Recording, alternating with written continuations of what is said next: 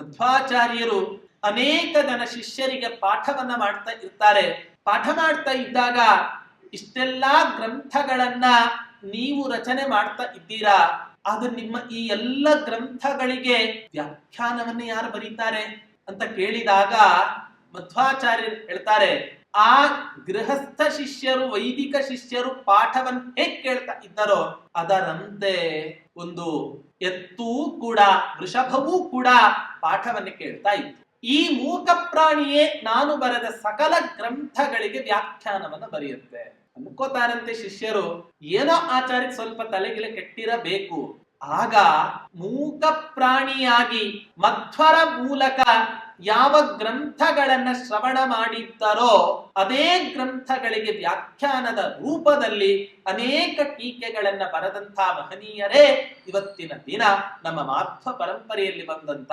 Jayatheertha ವರ್ಯರು.